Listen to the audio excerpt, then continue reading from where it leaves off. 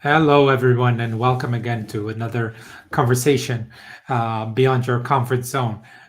Today, I have a very special guest, Michelle de Nio. She's calling in from Sarasota, in Florida.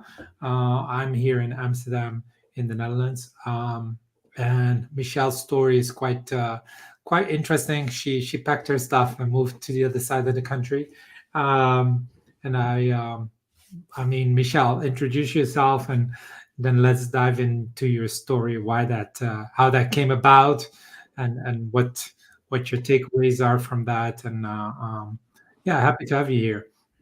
I'm great. It's great to be here. It's a little early for me, but not for you. So I No. appreciate I'm alive and well this morning. But yes, we I appreciate you having me on the show first of all. But yeah, so we relocated. We're originally from upstate New York. We were born and raised, my husband and I were both born and raised in the cold, snowy, gray upstate New York. And really the story long and short of it is, we had a very, very close friend pass away very quickly. He got lymphoma, and it was a really big wake up call for both of us as to like, wow, everybody sits around and waits like, oh, when we retire, we're going to move to Florida. When we retire, I'm going to golf every weekend. When we retire, I'm going to go to the beach. When we retire, there's just this constant state of like, when we retire. And then when you see somebody who's young at 29 years old, who was like building the career and life of his dreams, not make it to retirement, it's really like, what are we waiting for? Why do we have Yeah. to wait to retire to golf Mhm. on the weekends? So we uprooted our lives and we quit our jobs and we sold our house. We sold everything that we owned. We took our dogs and one U-Haul and we moved 1,300 miles away to Florida so that we could live retirement. And that's really where the journey started, just to walk away from everything that we knew, everything that was comfortable. I mean, we had great jobs, walking into something where we didn't know. I mean, we came down here with no jobs, no house, no nothing. Mhm. Crazy. And how did you justify that for yourself? I think, I mean, it might sound like a good idea, but then like really bring it into practice or into reality is another thing. I guess we just had this like unwavering faith and belief in ourselves that it was going to work out. I mean, we felt so strongly about it and that this was what we needed to do for our well being and for our lives and our marriage, everything. And so I just had this. My husband tells me I'm like this eternal optimist, and I just knew it was going to work itself out. And I'm not saying it was easy by any means. I mean, we did Mhm. end up getting a house and we moved down here and we had some savings but we had our fair share. I mean, the job market here was nothing like it was in New York. And so we had to do something different. And that's really kind of how I started my journey as an entrepreneur too, is like being, uprooting your life and having a really impressive resume in a certain state. And then to come down to a state where that resume really means nothing because the market's just completely different. And I thought to myself, I'm not going to do this. I worked really hard to get where I was in my career. I'm not going to let this go to waste just because the job market here doesn't want to honor that or respect that or see the value that I bring. And so that was kind of the step into, okay, let's figure this out. We got to do something different. So, had you heard of Sarasota before you went, or is it Yeah, like my just aunt. Yeah, something? no, no, no. We have my aunt actually had lived here on and off. She would, live here and then move back. And so she was here for about 20 years prior. So I was used to coming down here, Okay. visiting, hanging out with her. We actually got married down here on the beach a year and a half prior to that. So we were familiar enough. We had some familiarity with the area. It wasn't like we just picked a place. Although we did originally pick Charleston and we knew nothing about that. That would have been Mhm. even like more like out of our comfort zone because we knew nothing about that area, but we ended up here. Warmer. Okay, great. Um, so what do you think, like, what was the biggest challenge? I That think was the it different? biggest challenge is culturally, there's just a Mhm. lot of differences. When you move to a different area, there's a lot of people from that live in this state, Florida, are not from here. You're Mhm. transient. You've like you said just earlier, you've lived in 8 countries. So, like anytime you're moving into a new space or a new country, new state, you know, there's just different cultures, there's different routines, there's different lifestyles. The lifestyle is very different here. And the again the corporate the job market was something that is just even now to this, we've been here almost 10 years. It's still not something that we are very used to. Like, it's very hard to just understand the way people do business down here. It's still very much of a good old boys handshake kind of deal Okay. situation. Mhm. Which is very, it's good, but it's hot. It's not what we were. That's just not what we did. And that's not how we were raised in our careers. Okay. So, you went from having a job, being employed, to being an Mhm. entrepreneur. Um, how did that come about?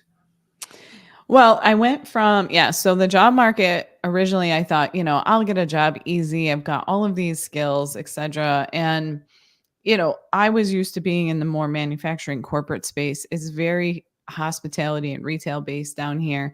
Mhm. So, um, I ended up getting a job that was like what I call glorified data entry. It was considered bookkeeping. That was my Mhm. background. I kind of fell back on my accounting background, and I just was bored. I was so bored, and I thought, you know what? I've got to start networking. I know that was always my go-to, like, go talk to people. There's got to be somebody. I'm a big fan of the I know a guy. There's got to be somebody who knows somebody who can get me a better job, right? But I got to network. I got to get out of this house. We don't know anybody. So I just started networking. I found a couple women's groups, and that, again, I was like, I can't believe I'm walking into a room full of people I don't know in a city I've never been.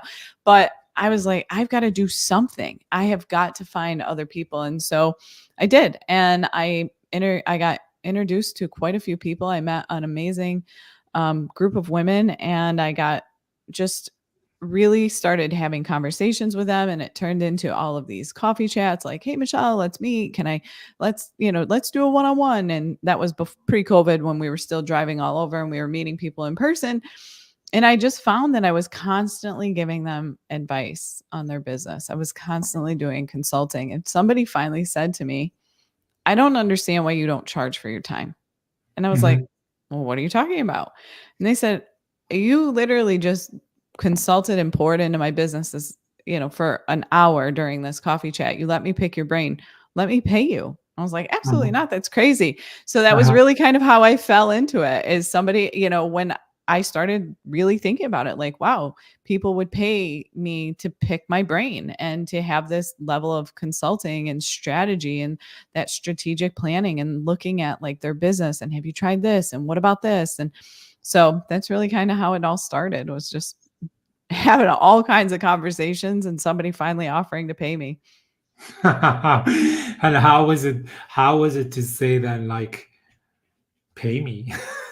It was crazy. And I was Uh, like charging so little, and even like for in this area, it felt like a lot. And then I hired my first business coach in 2018, and when I told her what I was charging, she was like, "Are you kidding me? Like, you're joking, right?" And I was like, "No, why? These Mhm. people, they pay me." And so anyways, yeah, it was a journey. And I was kind of like, I call myself an accidental entrepreneur, but not really, because I always knew that I always had a side hustle. My motto is like, there's a million ways to make money in this world, and I'm on a mission to find all of them, whether Mhm. it's a side hustle or a full-time, or there's just, I'm fascinated by the way people make money. And I think Mhm. it's incredible to watch and see, and I've always been extremely inquisitive around that.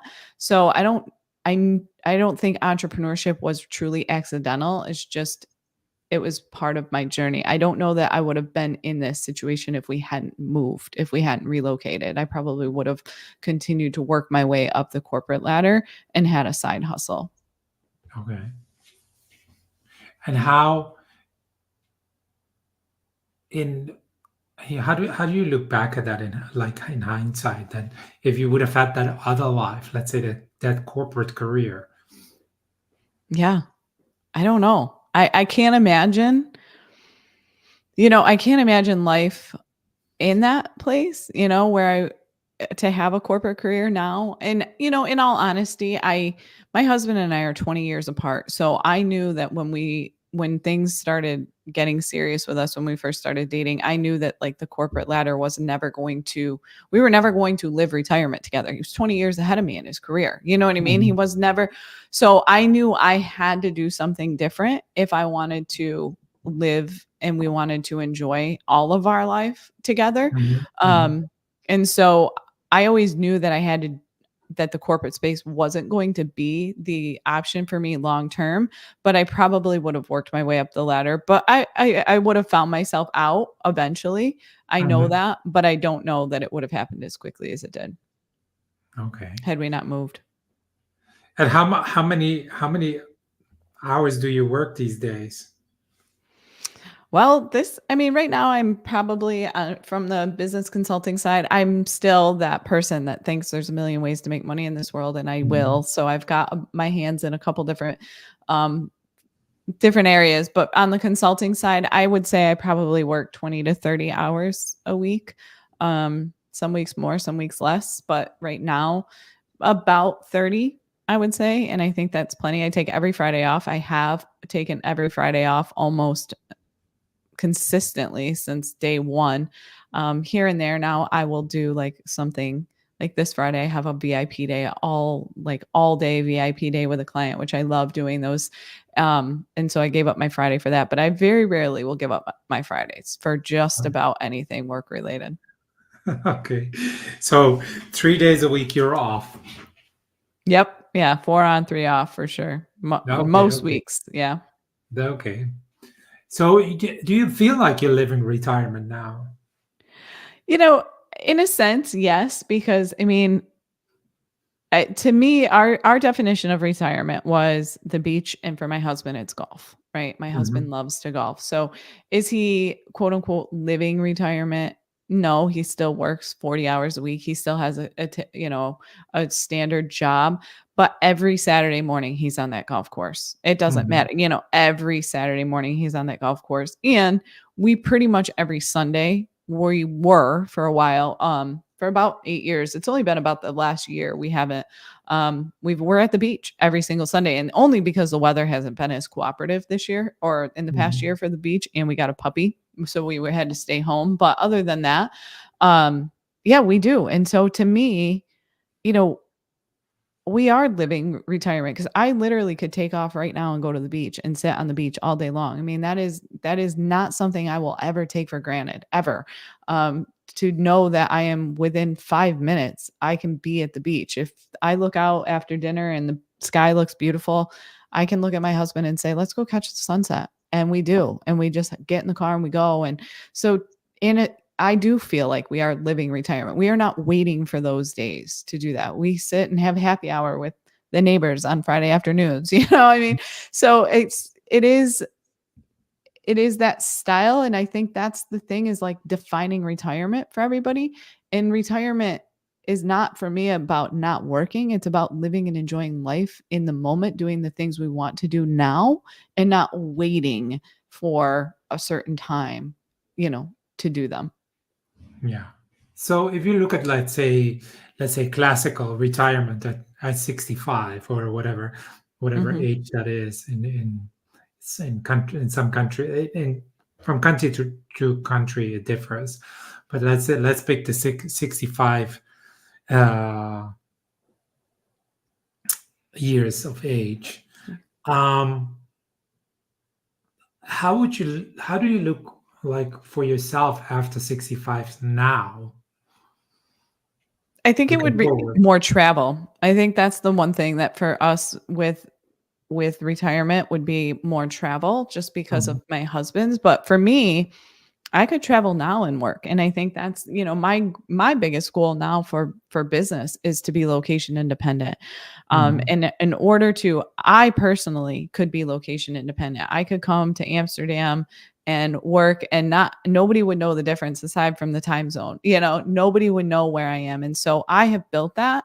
But for me, the next step in goals or retirement is to get my husband to a place where we can replace his income to where he can be location independent, where he is not tied to a desk, tied to a job that is, relevant to this area. And there's also ways that we could do that. It doesn't necessarily mean he has to retire. It could be remote. But again, I think it's that redefinition of what does retirement really mean?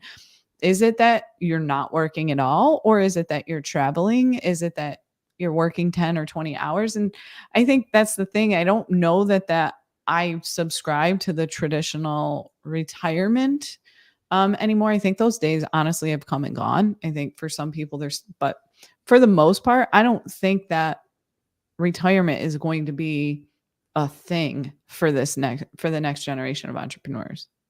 Yeah. No, I agree. And then the funny thing is, like, when I was still in banking and trading, yeah, I was thinking, and I got bored of it. I wanted to. I was like thinking about retirement, never to have to go into the office anymore and things like that. But now, let's say 15 years later, I like not working or not being uh, active at all. That would scare me more, I guess, than than Yeah. having to work, like, and whether it's like 20, 30 hours a week, or 10 or something. But at least, he's like this this 65 years was like when life expectancy was what, 68, 69, Right. maybe 70. And now life expectancy is so much higher, like not doing anything for another like 15 years, or not, like, well, however you want to call it, contribute, serve, be part of something. I think that would probably, yeah, scare me more than yeah, having. Not Yeah, I think you have to really look at, like I said, that definition of retirement. Like, what does that really mean for you individually? Mhm, I think everybody's mhm, definition of what retirement looks like. For some people, that could be, but I think for most people, from anything I've seen, is just freedom. The freedom to yeah, make the choices to do what you want to do, right? And to not feel like you're trapped in this box. And so that to me is what the move and what we're doing is we have the freedom to make those choices right now. My husband is still a little bit more tied down than I am. And so that's next step. That's next level for us, is to just get him to that same point of freedom. That may or may not be without him being, that could still include him having a job, but it's just mhm, one that offers more freedom. Right. And I think that it's about living in the now, and doing the things that you're doing now. Could he add on another day of golf per week? Would he be thrilled? Yeah. I mean, like, that's really, twice a week. Okay. But travel and being able to just do, and get up and go. And that's really what's most important to me. And I can't imagine not being an entrepreneur and having those freedoms. No. where would you like to travel to? All over. I really wanna go to Europe. Europe's probably on my top of my list, all through Europe, just all of it. I really wanna see, um, all of that, but I also am big on the Caribbean, so all the different Caribbean isles. I mean, again, that's why we moved to Florida. I love the sun, I love the beach, I love the water. The water is definitely, like, my sacred happy place. So, um but I just wanna see the world. I'm fascinated by culture. I love seeing Mhm. how other people live. I think it's incredible to me to see. I think the Americans live in an extremely entitled fashion, and when you can get out of here and see that there's other parts of this world, it's fascinating to me. Yeah, yeah, yeah. No, I get that. I get that. Uh, You've lived yeah. all over. Where's been your favorite place? So, in Oh, all the 8 countries you've lived, tell me your favorite. um, Brazil and Paris. Interesting. Um, and the funny thing is, like, when I moved out to Paris, for that was like, it was for an assignment. I was like not like Paris. It's not. I don't like it. It's like I've been there a couple of times, and I mean, it's a beautiful place, but it's not like I couldn't really like s- look beyond the touristy Mhm. spots, and then be like a little bit like, oh, like all it's like funny, like it's like when you look from at least I do from a touristy uh experience, every restaurant kind of looks the same, and it's like Mhm. I just couldn't feel it. I also thought it was dirty. But then I went and I lived there, and the city really grew on me, and it was really like I yeah, I became a local, and I knew I knew my neighborhoods, and I discovered the city from a completely different side. I really enjoyed living there. um I also, like, when I went, I still had it a little bit that no one speaks English there, which is Mhm. which is completely not true. It's become so international, and it's just about like these beliefs that you have, about that are not even true. And I went, and I really loved it. Um, what I loved about Rio de Janeiro was, like, this is the I have not been to a city in the world where the beach and the city are so connected. You know, Mm. That sounds after, awesome. like, when the sun sets, people just like the streets, and the city is like right on the beach. It's like they just walk in their swim trunks, in their bikinis. They just walk into a bar, and they stand on the street, and it's not like, oh, we need to go drive and change Mhm.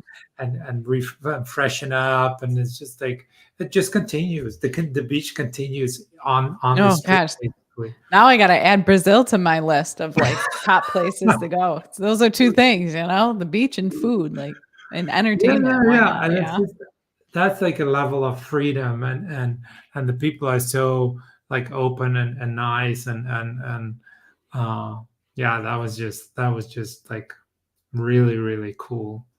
Um yeah, those are two of my favorite places. I can also tell you the place I don't like. It was the place nearest nearest my home. It was in Brussels. It's in Belgium, of course. And oh God, I just hated No, that place. It was really really. like, yeah, it was like, Hmm. it's not a nice place. At least for me, not a nice place to live. Yeah. Um, yeah. Okay, let's not Let's not talk about Brussels let, anymore. let's Let's not go talk. insult Belgian people. No, it's like, that's what it was for me. Other Yeah. people, I know people that are there, and they love it, and that's fine. Yeah, I But I think would that's the thing definitely. too. Yeah, I mean, people say that about New York too. Like when we say that when we moved from New York, they're like, "Oh my God, we love New York. It's so beautiful." And I'm like, "It's not for everybody. It's great if you love the snow and but it's not our favorite by any means." Yeah. So, like, I just like I have a few more questions for you. Yeah. Um, w- like, change. Like, you made a massive change in your life. Uh, Mhm.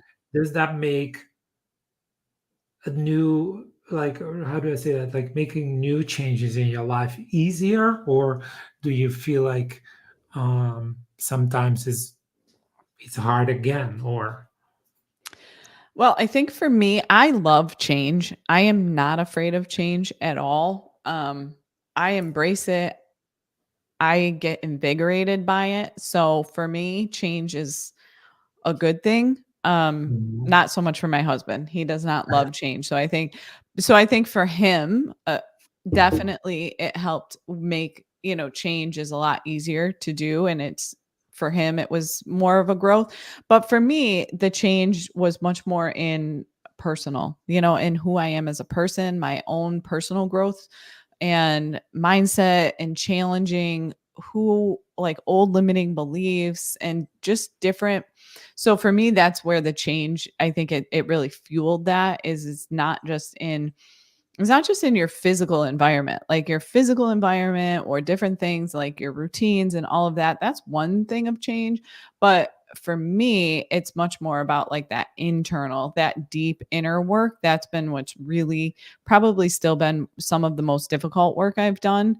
Um, but definitely necessary and something that I'm continuing to work on, and just constantly striving to change internally, and which ultimately affects externally. But no, for me, change, I love it. Like I really do love change for the most part. So that wasn't really a big thing for me. Okay, okay. Who inspires you, or who is a role model for you when it comes to change? Um I have one role model in from a business perspective, is a friend of mine from New York. His name is Mark Jones.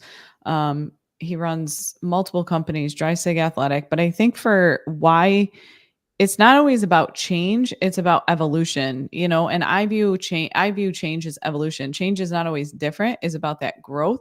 And for me, he's always on that like cusp of like growth and evolution. He's constantly finding new ideas and ways to, just change up his business and change his marketing and change their style and what they're doing and adding on new products and features. And he's always got his hands in something new. And I find that fascinating, to see the ability to just adapt and like see opportunity. So he's probably, from a business perspective, somebody that I look up to the most from in that way. Okay, great. Um, do you think change is always good, or can it be bad as well? Um, I think change is evolution. I always try to, again, I think it's an evolution of something, right? And so it doesn't always, I don't know that evolution is always positive in the beginning, but I think it always leads to something positive. And that change Mhm. can be um not necessarily, but I will say where I do think change is not good is when you're constantly jumping from one thing to the next, chasing happiness or chasing, when there's probably something more internal there. You know what I mean? Like jumping from Yeah. one client to the next, or one job to the next, or state to state, or home to home, or coach to coach. Like I see this a lot in the business and entrepreneurial space, where people jump from like coach to coach or strategy to strategy, and they're just like, well, I need a change, I need a change. That I don't necessarily think. I think that's just grasping for something, when there's a reason why whatever you're doing isn't working to begin with. So I think there's a lot of Mhm. like I said, more like inner reflection that needs to happen versus that. So I think if somebody's just grasping at change with the expectation that it's going to, massively change their situation or change their happiness or change their success, then that doesn't necessarily always, it's not always a positive there.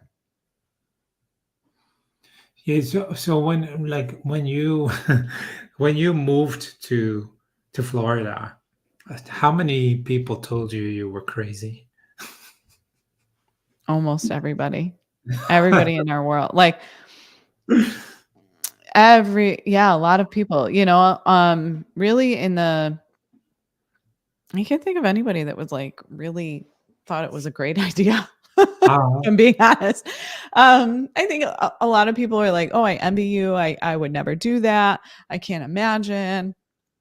I would never do. I can't imagine starting over at this point.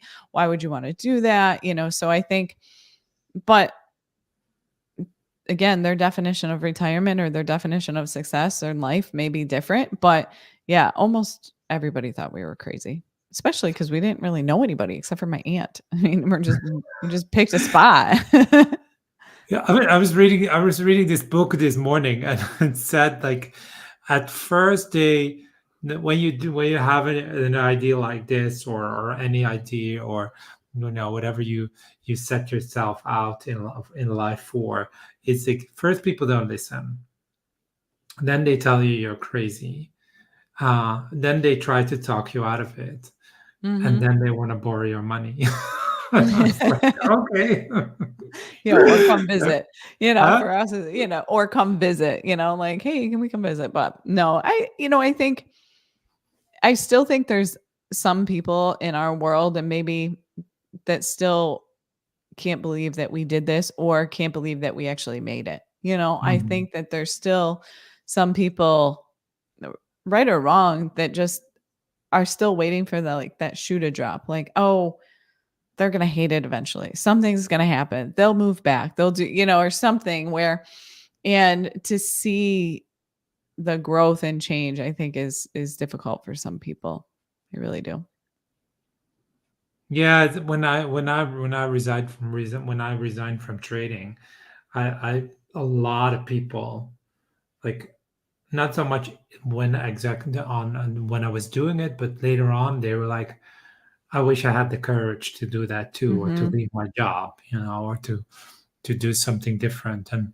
And uh yeah, also like admiration that you did succeed, or that you can hold up a different livelihood and enjoy what you're doing. What you're doing. Um, Yeah. yeah. Yeah, So I think if I were to do it again, I think, if for me it's I'd love to share my story too, and I think, anybody that's relocating, if I looked back, or could do it again, would I do things differently? Yeah, but we didn't know any different. And again, like all the plans in the world don't necessarily you can't plan for the fact that you might not find a job or you can't, so is there certain things I would have done differently, like not buy a house? I would have probably rented in the beginning, just because we might not like the neighborhood type of thing. But there's certain things that I would have done a little bit differently. And if I can inspire other people and say, like, hey, I absolutely would love for you to do that, but here's some things I would think about. Um, I would love to do that because I think a lot of it's just unknown, right? So take your, don't be afraid to ask the questions and find somebody else that's already done it and say, like, what would you have done differently? Because we've all done that, even whether it's business or life. Like, even in my journey of entrepreneurship, that's like the number one question. If you could go back, what is something you would have done differently in your business, right? Like, there's always questions that are always things that we would have done differently. So instead of, you know, just wondering, like, ask the people, find the people. There's somebody that's done what you want to do. Go ask them. yeah, like, when you like, what would you have done differently? Like when I moved abroad, I the first time was to the United States, uh, and I did not really like read into anything. I just packed my bag and I left. Um, and then I went to China and I did the same thing. I didn't read into anything. And this was like in 1996. Yeah. So there was not really any internet, and there wasn't really like, I had like a Lonely Planet, but I wasn't even reading it. There were, Mhm. of course, you could read into many different things, but I just didn't. I just packed my bags and I went. And then I was like, I will never do that again. I'll read into where I'm going. Now I've done it 8 times and I've never read into anything. You've never done it. Like, I Yeah. just left. Yeah, I think the biggest thing that I would have not done is we bought a house when we first moved down Uh, here. We sold our home or we rented our house in New York and we bought a house down here in a neighborhood, and we had only been down here for like 12 days looking, and we're like, "Oh yeah, we love this." Um I probably would have not done that. And my brother's actually getting ready to move from New York down here to Florida too, and that was my biggest piece of advice for him because he was going to buy okay. a house. I said, you just don't know when you are moving to a new location. Different neighborhoods are different, there's just different things. And if you take the time, like, and you're not tied down to a certain area, like we now moved to a different town. It's a little bit north of where we were. It's not far, but it's enough of a change. Like, had I known that, I would have probably moved here in the beginning. But again, you're going off of opinions. You don't really know.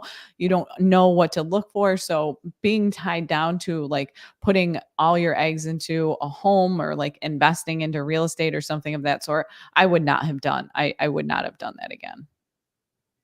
Yeah, that was like one of the things that I did in Paris. I rented because I had to go very quickly. I rented an Airbnb, and then I rented for a month, and then I rented another one, and I rented another one, and then I got into a long term contract, um, Yeah. which was like so amazing in a way because I really got to know well different neighborhoods in the city Neighborhoods. where Mhm. like here like in Amsterdam, I basically only know one one neighborhood because I never really moved. Yeah. Um, I've been to many parts of the city, but like living in in a yeah, living and getting to know your neighborhood, you know, walking from like walking distance from where you live, is Mhm. very different. Yeah. Um, Yeah, so that was definitely something I would recommend to people. Mhm. Um, not like yeah, that was just a lesson that I learned through experience. Exactly. Um, Yep. so yeah, to close this conversation, like what are you creating for your future? I mean, I hear your brother is coming. Yeah, yeah. What yeah, for your retirement, for your business, for anything, and just also let people know where they can reach you and for what. Yeah, absolutely. So I think my next big, like I said, my next big goal is to be location independent, whether that's, and to do more and also to get paid to be location independent, right? So speaking, um, doing trainings, whether it's corporate trainings or, you know, just business masterminds, just events more in person, if we can do that, and get paid to kind of travel the world. That would be my next goal. And then also to really grow my podcast. So my podcast is called The Real Truth About Business. That's something that I'm really actively working to grow, and I really want to. I love the podcasting world. I think there's so much opportunity in it. I think it's a great way to just touch so many lives. So that's definitely something that is a top priority for me right now, is to really get, more into the podcasting. So as far as connecting further with me, it would be on the podcast, The Real Truth About Business, or on my website, michelledenioconsulting.com. I have a 52 weeks. Like I started a newsletter this year. It's called the Sunday Morning Brew. On Sunday mornings, I write it all myself, and it's just my goal is to like transfer people back in time to like the days when you got up on Sunday mornings and had your cup of coffee and read the paper and got your news for the week, and kind of set the tone for the week. And that's my goal with the Sunday Morning Brew, is to just kind of set the tone for your week, um, for your business. Get a little bit of inspiration, get some kind of free resource, something you can take action on. So that's really something I'm really trying to grow and get and do something with. I don't know what the trajectory of that is, but I really feel called to that community, and I'm really enjoying that. So, and then as far as what I do, I mean, I never really told everybody what I do, but I do business growth strategy. So if you are a small business owner looking and you're in that stage where you're kind of stuck and you're feeling like I've got all the ideas for growth, but I have no idea what to implement first. I don't know how to actually make sure they're profitable. That's my sweet spot, is taking you from that kind of growth to scaling stage and then scaling and beyond. So yeah, I appreciate you having me here. It's been a great conversation. And if anybody is looking to relocate or has got this thought on their mind, please reach out to me. I am happy to share and tell you everything, and answer any questions about it, because I think the possibilities and the opportunities that await on the other side of that are things you can't even plan for, and you really don't know, and you just have to go in faith and believe in yourself. Great. I mean, I last yeah, it's like is it like the thing what I got out of that was like what if I did do it, or what if I didn't do it? It's just like you just have to jump. So if it's like burning, jump. Yeah, I mean, there's always, like I said, there's a million ways to make money in this world. There's a way to figure it out, and when in doubt, connect with people. Somebody will connect you with somebody that knows somebody, Yeah, yeah, and yeah, you yeah. just, I mean, and there's so much opportunity. So, just go with this unwavering belief that it will work out, and it does. It may not work out. It may be a bumpy road and it may be a little messy, but it'll get you there. It'll open up doors of opportunity you never even imagined possible. I never imagined myself talking to somebody in Amsterdam on a live, I mean, like, think about that. Like, that is not something that would have ever happened in New York. I would have never been in this position. Okay, great. Michelle, it was an absolute pleasure to have you as a guest. Thank you for sharing your story, Yeah. um, your journey, the literal and the mental journey. I'll be here again next week with a different guest, going beyond your comfort zone. Thank you so much for watching, and Thank see you again. you. Take Bye. care. Bye.